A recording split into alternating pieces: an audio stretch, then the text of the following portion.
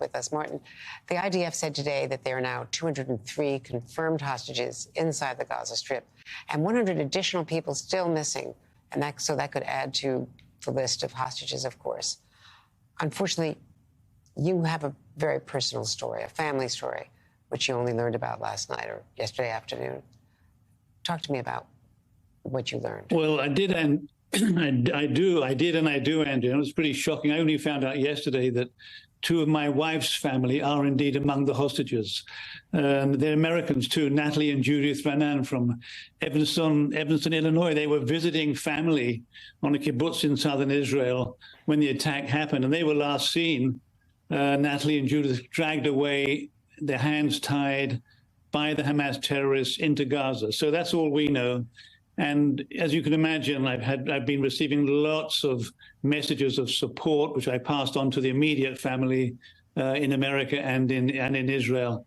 It's tragic, but we're just one of many families. As you said, 203 hostages is the latest number. We don't know how real that is yet. That's lots of families affected in the same way we are. It's not only the immediate family, but probably another 10 to 15 families around each individual family. That's lots of people in a tiny country, Israel, suffering, waiting, hoping, and afraid, of course, because when there's a ground invasion, Israel's priority is going to be, if and when there's a ground invasion, Israel's priority will be to defeat Hamas. And we now know, from what we know of Hamas, that what we've learned from them, that those hostages will become human shields. There was an order by Hamas saying, among the papers that were discovered, saying, kill the difficult ones and use the rest as human shields. So that's what we know, and that's what's happening. And from what your experience is covering Hamas, covering Gaza, covering the Israeli government, what do you think about Hamas's tactics here? What can we expect? Well, I have to say, Andrea, that my understanding of Hamas changed. To be honest with you, my first response when hostages were taken was, well, look, this is Hamas. They're an Islamic organization. They claim to be an organization of peace. I think they're going to look after the hostages. That's what I thought. But now we're finding out that hostages inside Gaza have already been killed.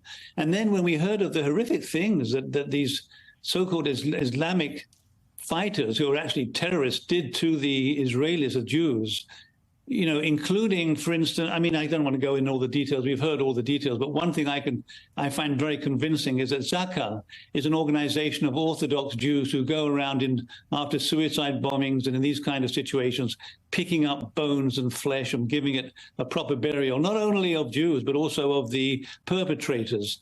They said, one of their members said, a very responsible older man said, what horrified him most was when he found two piles of babies that were burnt, 10 to 12 babies in each pile. So my understanding of who the Hamas fighters are has now changed from thinking, oh, it's an Islamic organization, they should treat their prisoners well, to the opposite, which is these are horrific terrorists. And Israel needs to do what they said, which is to destroy them. I don't know what good it will do in the long run, but there's such a feeling, a sense of fury and anger inside Israel, because Israelis now feel vulnerable. You know the phrase after the Holocaust, never again? Well, it happened again. And just from the perspective of your family members as they go through this horror, what is their reaction to the way they've been treated by the State Department, by the president? He's been reaching out to some of these family members, especially the Americans, and to the Israelis when he was there. Yeah, I think all of the hostage families, looking at what President Biden said with great respect and gratitude. I know that the FBI, for instance, has contacted my family. They've contacted probably by now all of the families, I assume. The FBI is on the ground. They're helping the Israelis in terms of intelligence. I don't know what good it really is going to do in the long run, but it's certainly reassuring to my family and to other families that they're being taken very seriously. And I think the message from I don't want to keep saying my family, the hostage families.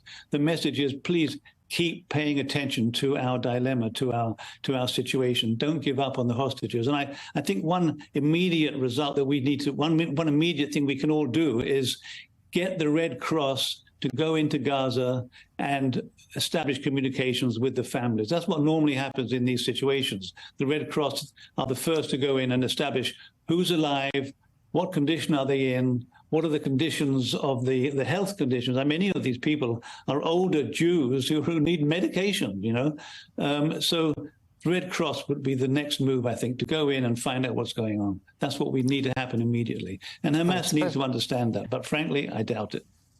Well, that's supposed to happen under the rules of war, rather. So the law of